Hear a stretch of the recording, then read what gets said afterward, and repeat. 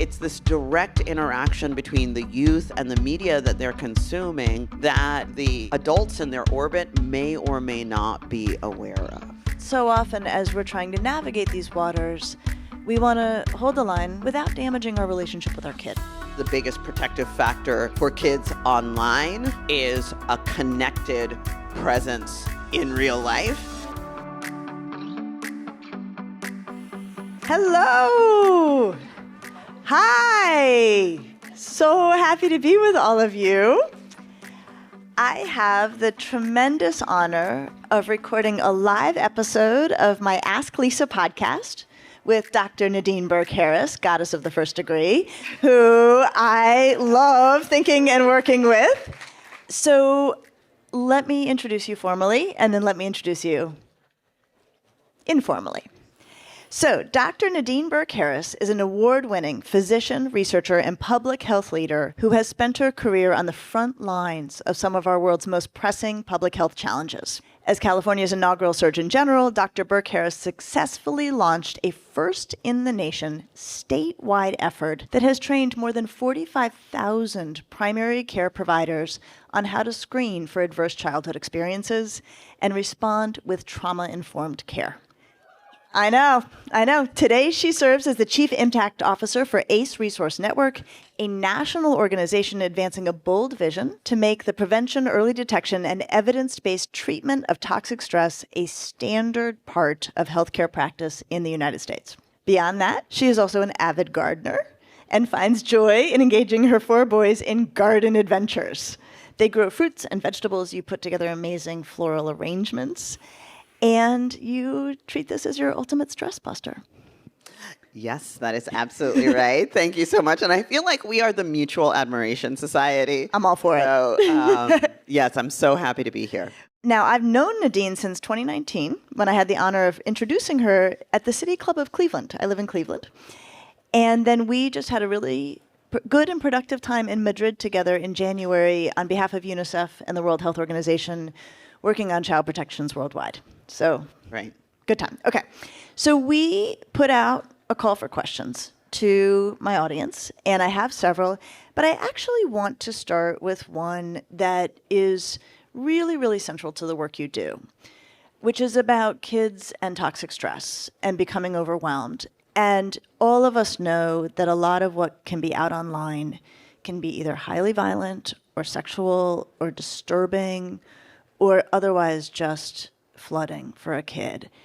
Can you talk us through, sort of with that online context, what it means for a developing nervous system to have that kind of exposure?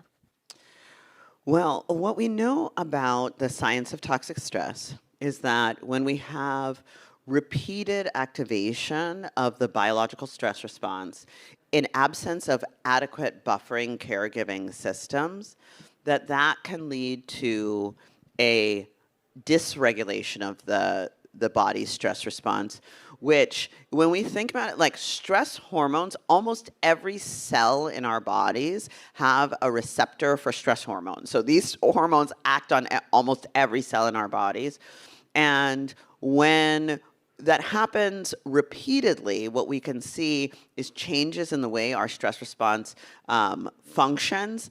And that leads to changes in the way kids' brains develop over time, but not just our brains, our immune systems, hormonal systems, and even the way our DNA is read and transcribed.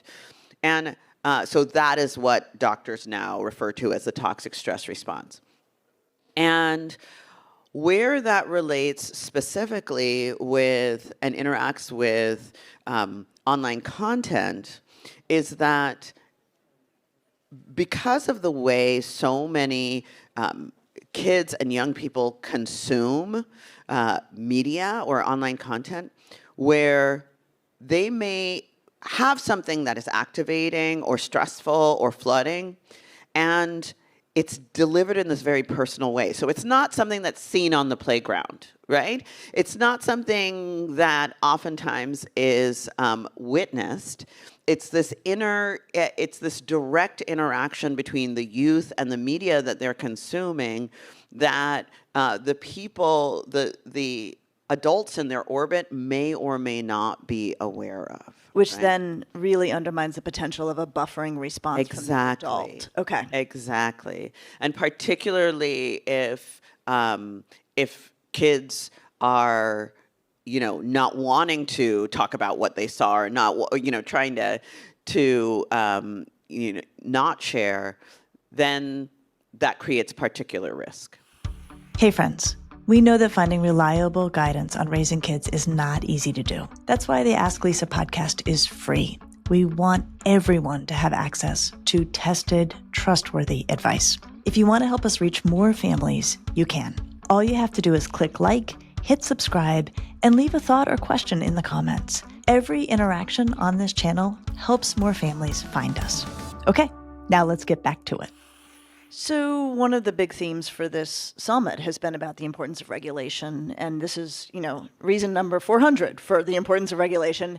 And I also think, thinking about this as a clinician, as a mother, one thing I think we should recommend is that if kids are online, that we should say, you may see things that keep you up at night, that are very jarring.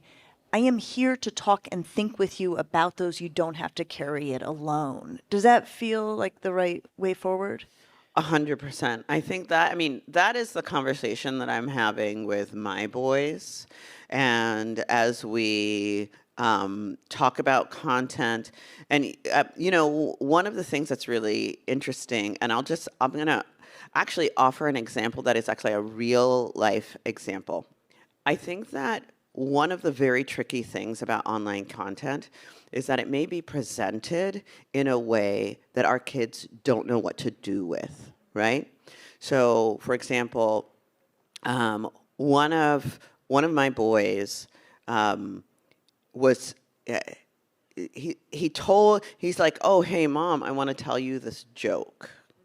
And it was a joke that he had heard online.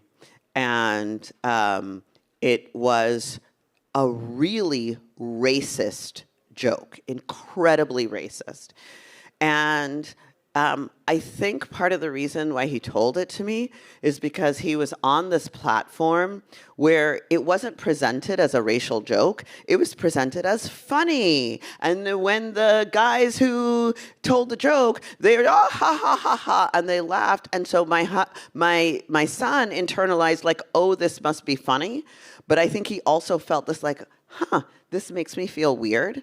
And I will tell you, when he told me the joke, I immediately burst into tears. Oh, Nadine. Because it was pretty horrible. Yeah. First of all, I am sorry. Second of all, speaking as a psychologist, what I have known about when kids do that is that they see something online, and as you described the context, they're like, this feels wrong, but the context isn't signaling it's wrong.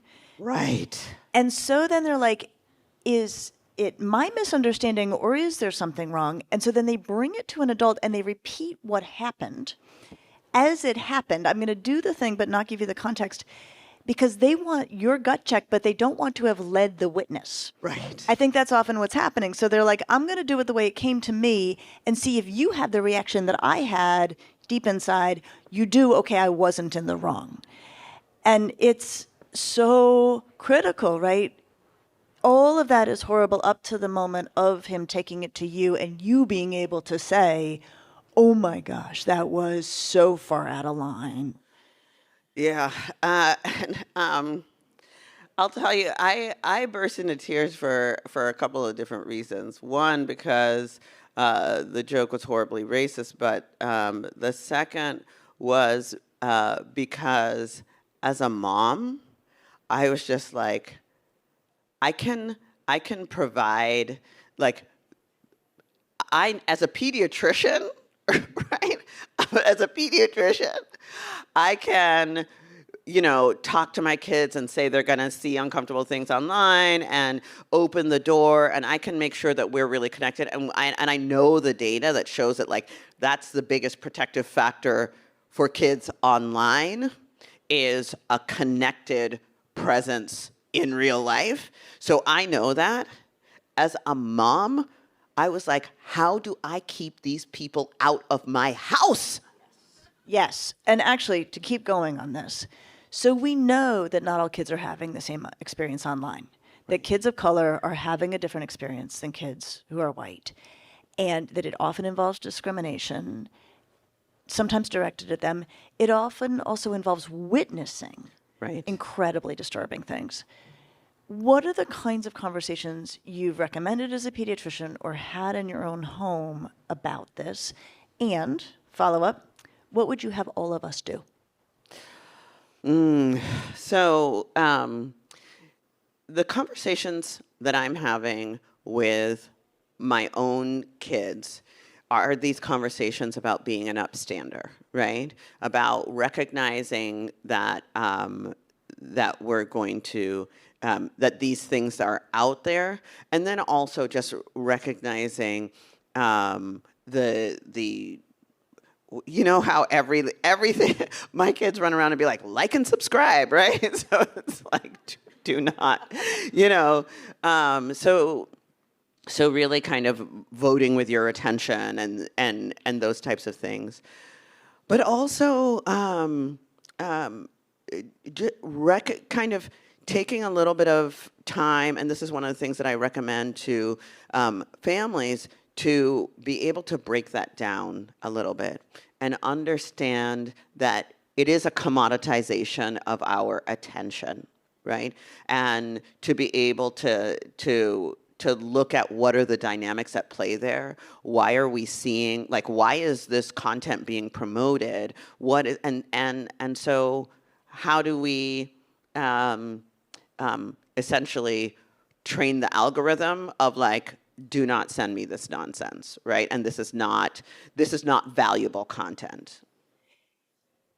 Those kinds of really clear conversations at home, I think we can't be having them enough. One of the ways I've heard it talked about, and have talked about it with my own adolescents, is these are advertising companies. They make their money by collecting more and better data on you. And the way they do that is by creating content that keeps you there with no regard for the impact of that content on your health and well-being. And we just have to say those things over and over because they are hard to understand, and the stuff does seem fun until it's not. Right, right.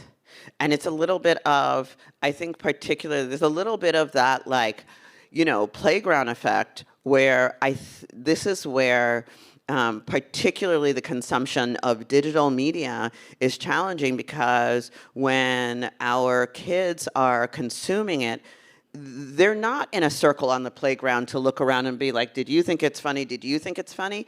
It's just them interacting with the folks who are producing the content, right? And so that's where that gut check comes in, and that's why my son brought that particular question to me. And this is like really preparing our youth that this is what this is what you may see, this is what it's designed to do, and here is, you know, what you can do to vote with your attention. I love that. Okay, so we got questions about just, you know, being overwhelmed by all of this, which we can feel for sure as parents and caregivers. We also got a question, I think a lot of us have, about the tension between wanting our kids to be shielded from all of this, not wanting to give them access for all of the reasons we're talking about, and wanting them to know what their friends are doing and be included in stuff. And one of the questions we got is, I don't want to give my kid a smartphone, but all of their peers are on WhatsApp. So how do you think about that tension between we'd really rather not, and also, or the way I think about it is, social media is bad for kids, social isolation is bad for kids. Yes. How do we think about that? As a pediatrician and public health person, I am the person who, so one of our boys is 13, and actually our two older boys got phones when they were 13. And I feel, and they're 9 years older, and I feel like in between, like the landscape has changed a little bit. My daughters are 7 years apart, and I agree. I have Yeah. a 22-year-old and a 15-year-old, and we're dealing with two different internet. Yeah, exactly. And so we did a contract with our now 13-year-old, and we did a contract with our big boys when they got their phones, and it was like a contract for digital citizenship and all that stuff, and we can look at your phone, and blah, this is not a private space and all that kind of stuff. With our now 13-year-old, we did the contract a year before he got the phone. I have never heard that. That is super smart. A year before he got the phone, and we said, hey, okay, here are the risks and the benefits of having a phone, and here are some of the things that we want to see before we recognize your developmental, that we feel like you're developmentally ready. And this is going to be hard for some people to hear, but actually at his 13th birthday, he wasn't able to meet all the terms of the contract, so it got pushed back by a year. Good for you. And, Good for you. And so now he's getting ready for 14, and a lot of the pieces of it are these pieces of like coming to us when there's concerning content. When we say it's time to turn it off, actually turning it off. Not sneaking, right? If you're sneaking, that's going to push back your... And so all of these things, we had this agreement to steward healthy behavior. And did you do it around his handling of video games, or what was the test drive? The test drive is that, he has an iPad where he does his screen time, and it was around his use of his engagement with just screen time as it is right now. The tech he already had. Right? Versus a phone that he's going to have in his pocket all the time. Okay, this is brilliant. To unpack what's in there further, first of all, different kids need different rules. As a clinician, I have made recommendations to families with two kids in the same family. That child will be fine. That child probably can't have a phone till he's 18, right? Like, I mean, it just, depends on who you're looking at. And I love that you set the developmental markers, that you made clear what was necessary, and that you held the line, which I'm sure was such a bummer for him. It was really hard for him, but I think it also, like, he got a clear message that, oh, mom and dad are serious about this. And the other thing that we did in the interim, which is something that I kind of love, I was talking with him about how a lot of the media interactions are designed to like release dopamine, right? And that, keep you connected in the work, in the engagement. And I'm not making this up. And listen, I'm going to say it's my household, and I'm like a scientist, a public health person. But literally, my 13-year-old came to me, and he was just like, he also loves music, and he loves specifically the guitar and drums. And he was like, oh, I'm going to go get my dopamine from the drums. And he was like, I found another dopamine release system that I love even more than screen time. And I was like, yes! Go right ahead. Yes. Knock yourself out, kiddo. Oh, that is fantastic. What I also really love in this is that it's not a no, it's a yes when. Yes. And I think that so often as we're trying to navigate these waters, we want to hold the line, play the role of the adult in the room without damaging our relationship with our kid.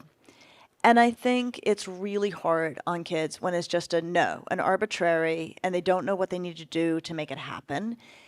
So I love that you were like, it's a yes when. The other thing I have found really helpful, actually, let me back it up. One thing I found frustrating in the discourse about technology is we've talked about things as though they are a monolith, like a phone, right? No, phones have a lot of levels of possibility. And so when my younger daughter was in the 6th grade, her sister went to college. And they have a really tight relationship, and they needed their own channel. And so I gave her a phone at 13, which was younger than I, actually might even 12, right, than I usually would have. It was an old iPhone of mine with no browser, We don't talk about browsers are where so much goes off course. You don't need to have a browser on the phone, no social media apps, and no ability to add apps without permission. And so it was a texting machine. It was a photo taking machine. It was a music machine. And one thing we know, I got to do a survey and got these data. The number one way that kids regulate emotion is actually by listening to music. And so it's such a powerful force. And I think when we say no phones, I'm like, well, for a lot of kids, you're taking away actually music. That means a huge amount to them.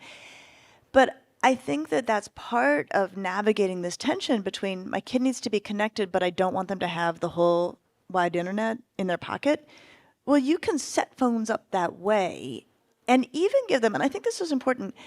I know there's all sorts of options for phones that are dumbed down.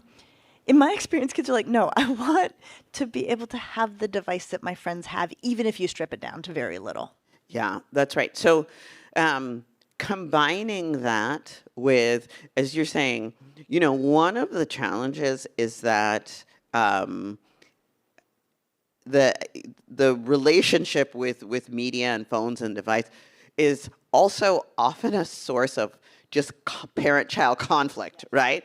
Parents are setting these boundaries, and the kids don't like the boundaries, and they think the parents are stupid, and they don't know, and so one of the things that's really that I find to be really helpful, it's not just saying the no, and also with the contract is giving a very clear, like, these are the habits and behaviors that will lead to a yes, or that will lead to increased privileges.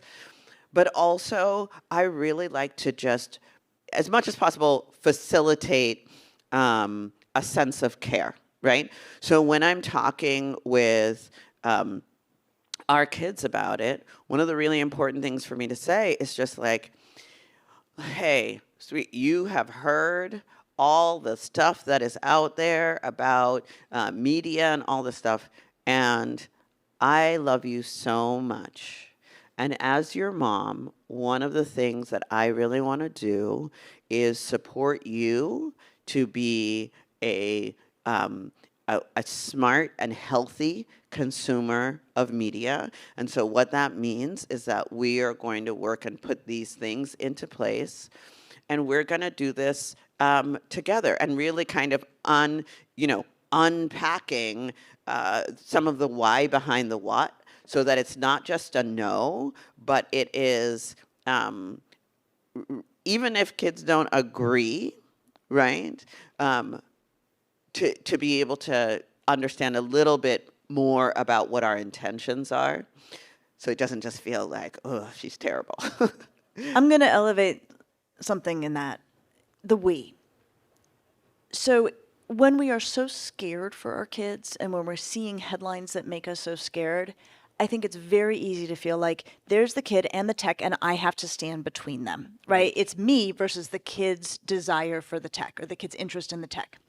It is so much more effective to do what you've done, which is it's kid, you and me, against the potential harms of this tech. Right. That's the framing we want. And you can even do it in schools. I was at a school speaking, and they warned me. I was about to speak to all the students, and they were like, oh, just FYI, we're putting in a phone ban tomorrow. They're super grumpy about it. And I was like, okay. And I hit it directly. I said, listen, I understand there's a phone ban. And I said, I understand that's not what you want, or some of you may not want it. Here's the thing. There is nothing your phenomenal teachers can put in front of you that can compete with this. You all want to learn. You all want to grow.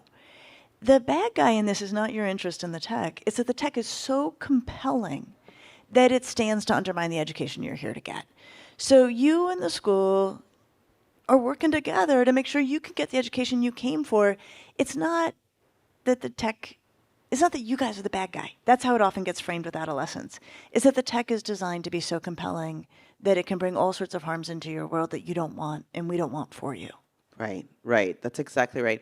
And I will even like it's fabulous that we're sitting here at the Common Sense Media Summit because I will sit down and look at some of the latest information or some of the information that Common Sense puts out on Insta or whatever, and I'll sit down and look at it with my kids and say, hey, what do you think about that? What do you think about this? That what we're learning about how the tech companies do engagement, right? Because from a public health standpoint, we saw this in the 90s with tobacco. It went from don't smoke and you're a rebel and you're a bad kid if you smoke to the Truth Campaign, which was like, why are tobacco companies trying to get youth hooked on cigarettes, right? And at what cost, right? And so it was really starting to look at, you know, not the adults who know better against the kids who are having a cigarette, but it was like, wow, let's look at the way this industry is designed to make money off of getting kids hooked. And that's the conversation that I'm having with our boys. And that conversation, so David Yeager at UT Austin has done beautiful work. If you show kids how they're being manipulated, they become more resistant, right? So it's such an easy way to walk into the like you and me kiddo versus this highly manipulative industry. The other thing you said that I don't want to not underscore, kids can be grumpy about this. Yes. And it's fine for them to be grumpy. And I think it makes more sense to us as adults, or we're more accepting of their grumpiness if we consider the alternative, which is you say to your son, look at all of these things, and this is why I love you, and we're not going to do this. No teenager worth their salt is going to say, I am so glad that you have surveyed the data and decided to restrict me. I really appreciate it, and I do feel your love, right? So I think, you know, the way I rolled out, I make up goofy things all the time, and I had these like 4 R's of putting in rules for kids or making behavior change. First, you, what was the first one? I have to remember the first one, but one of it was like expect, you know, give them a rationale, right? Here's why. Then you make a rule. Approach with respect. That was the first. Like, don't come in like you and your kids and your phones, whatever. That never works. So come in and say, look, I know this is an incredible device and really alluring. Then a rationale. Here's my worry about this, and here's the data. Then the rule, so we're going to hold off. And then be prepared for resistance, and do not take it personally. Right. So be prepared for resistance. And I also think that there's an opportunity in resistance, right? So there's an opportunity to have a conversation around, okay, I can see that you are not happy with this rule, and I'm going to hear what you're saying, and also we're going to have a conversation about how we treat each other when we don't agree with what we've decided. So you can be mad, and you can express that you are mad. You are not allowed to emotionally abuse me because you don't agree with. So how do we? So there's also just a natural teachable moment about how we address conflict within our households. That is beautiful. Okay. We also got some questions about appearance, comparison, you know, that this is so much part of what happens online. Here was a question we got. My daughters are 16 and 18, and because of Snap, they feel they need to be made up all day long. So what would you say to this family? What would you say to these girls? Let's start there. Yeah, I mean, I think that what I would say to these girls as a starting point is what do they want for themselves, right? How do they want to move through the world in terms of, we recognize that young people, they want to look good, they want to compare well with their peers, they want to appear attractive to whatever, mate that they're interested in. But we also want to think about like a level of self-kindness in terms of how do you care for yourself in the way that you would care for a good friend, right?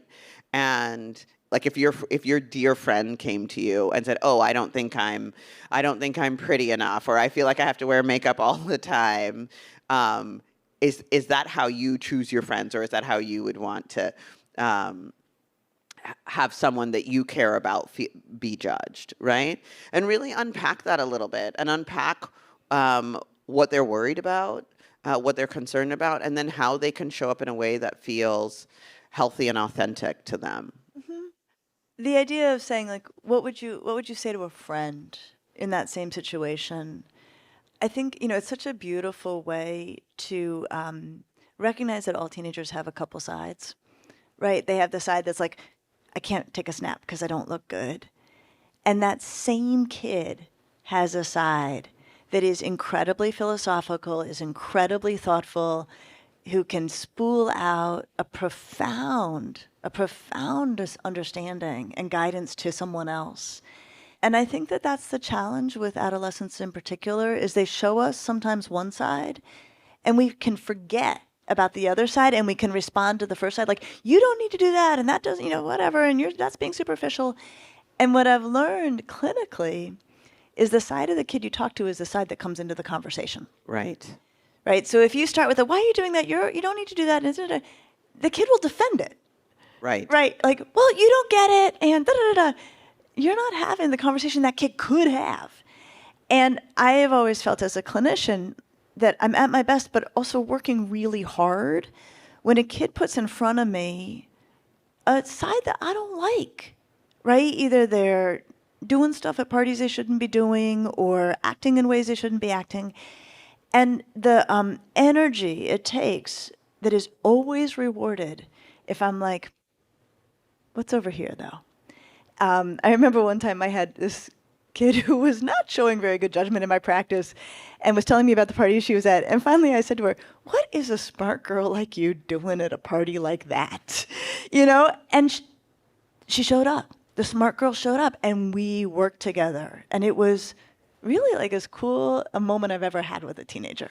Yeah. One of the things that I think that I love about that also is this question that I like to ask young people a lot, which is like, is this something that you're choosing for yourself, or are others choosing this for you? I love that. Right? Because it gives them that opportunity to reflect on that and say, yeah, where is this coming from for me? Is this because I'm worried about other people's judgment, or am I choosing this for myself? And I think that we may not like the answer that they give, because sometimes they may be like, yeah, I am choosing this. But it encourages that reflection. I think the more that we ask that question, after a while, when we're not around, that question will pop up in their brains. Oh, wait, am I choosing this for myself, or is someone else choosing this for me?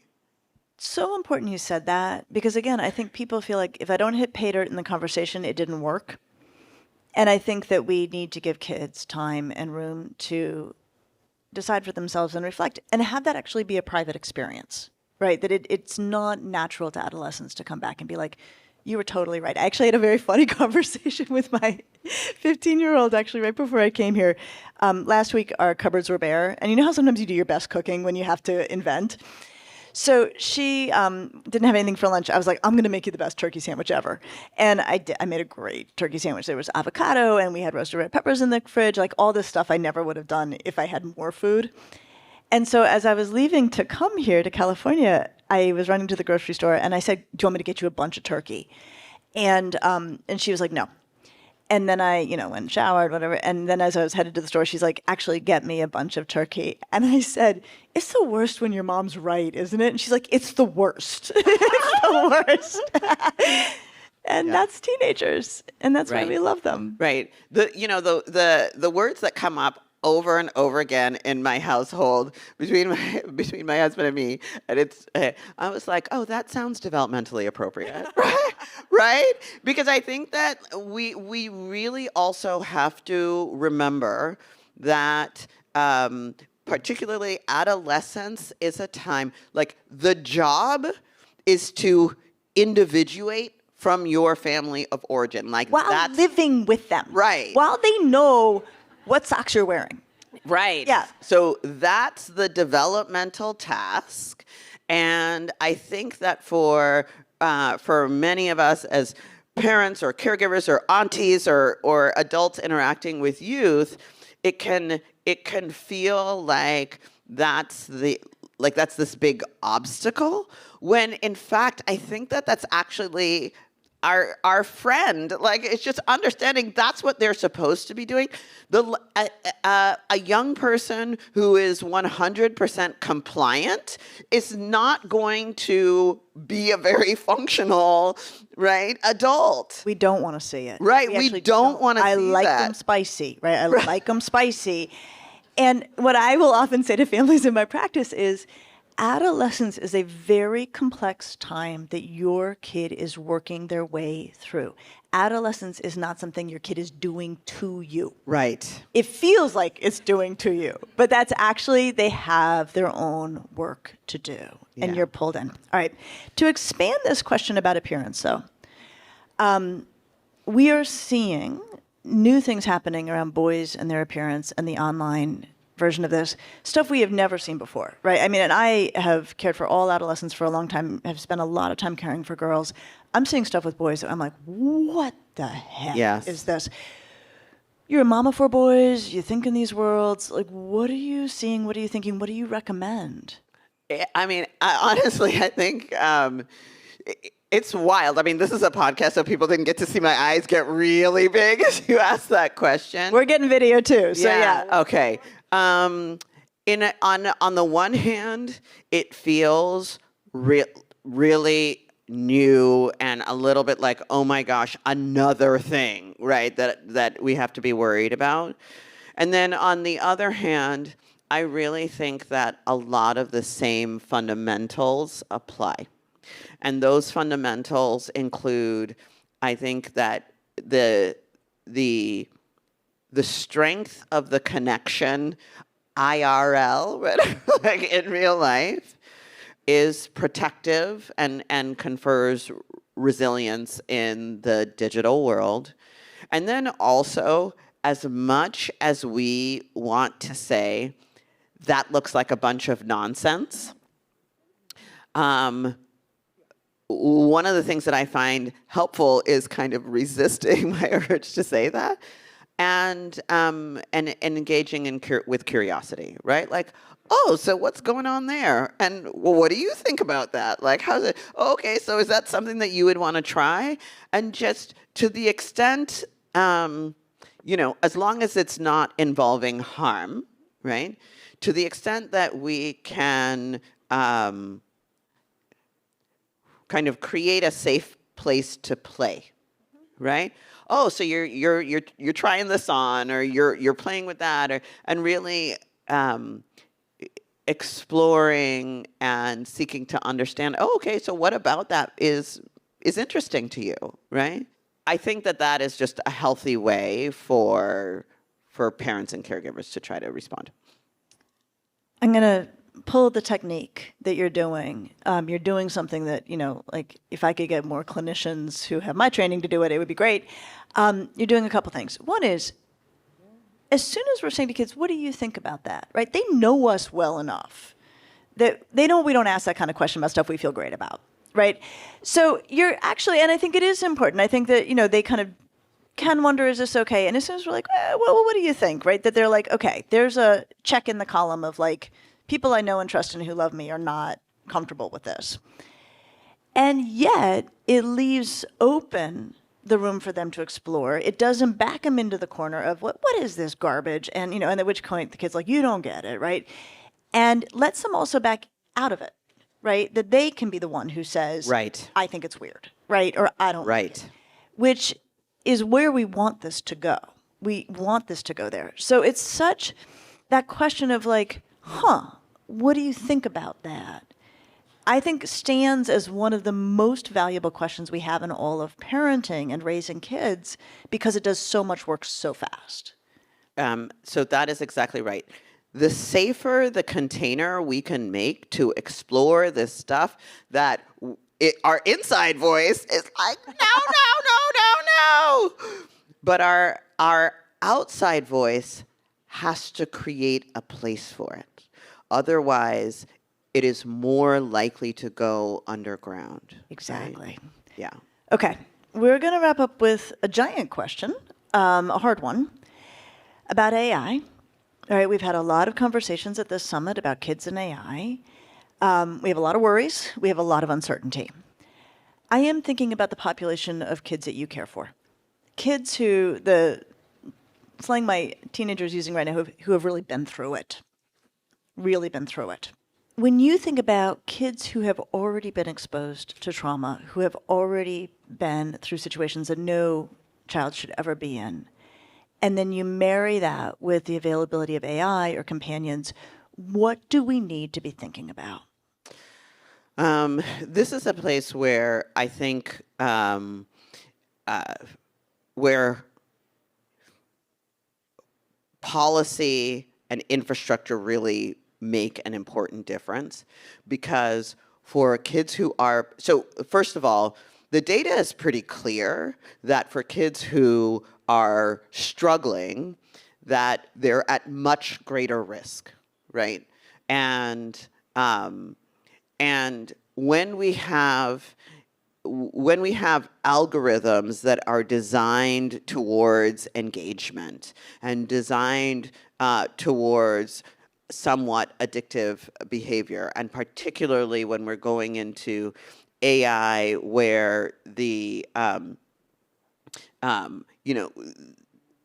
there is a lot of that, that follow up and going down a particular persuasive, road. alluring Right, line, exactly. which is different from anything we've seen before. Exactly.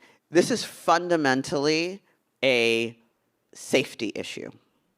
That when we recognize, and I will just say, just looking at the data around ACEs, which is my area of expertise, when we recognize that 2/3 of Americans have experienced at least one ACE, 1 in 6 have experienced 4 or more ACEs, we have to build systems that make it safe for that 1 in 6 to engage with material, right? And if that 1 in 6 is at much higher risk or much higher vulnerability, we have to have guardrails around safety and what that looks like and how these platforms are built. Okay, so I'm going to wrap us up. What I hear us saying together, policy, regulation, especially when we think about our most vulnerable citizens, the power of relationship, and also relationship and relationships too, in terms of keeping kids safe, as a buffering force. Our kids are going to come across things we do not want them to be exposed to, and our relationship with them is the best bet for keeping them safe. I want to thank you for this conversation, and I also just want to thank you. Not only are you incredibly brilliant and great at what you do, just the sheer creativity that you bring to child protection, right? The way that you think big in novel systems and novel approaches, to scale love of kids, to scale protection of kids. I have so much admiration for who you are and how much, much good you do in the world. So thank you. Thank you so much. All right. Thanks, everybody.